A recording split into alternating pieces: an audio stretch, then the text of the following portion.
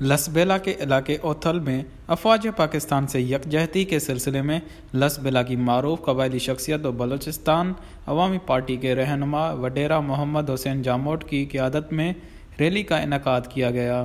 Rally میں ممبر صوبائی assembly Balochistan شام لال لاسی سمیت کثیر تعداد میں قبائلی عوام نے شرکت کی۔ ریلی کے شرکاء نے اپنے ہاتھوں میں قومی پرچم، بینرز اور پلے کارڈز اٹھا رکھے تھے، جن پر افواج پاکستان کی قربانیوں کو سراہتے ہوئے ان کے ساتھ یکجہتی کے نعرے درج تھے۔ ریلی کے شرکاء نے مختلف شاہراہوں کا گشت کیا۔ مقررین کا ریلی کے شرکاء سے خطاب کرتے ہوئے کہنا تھا کہ تاریخ افواج پاکستان کی قربانیوں سے بھری پڑی ہے۔ افواج کی گراں قدر خدمات کے باعث ملک میں امن و امان کی صورتحال بہتر ہوئی، جبکہ ہر مشکل گھڑی میں یہی افواج پاکستان کے جوان اپنے عوام کے درمیان رہتے ہیں۔ ہم افواج پاکستان سے یکجہتی اور ان کے شانہ بشانہ رہنے کا عزم کرتے ہیں۔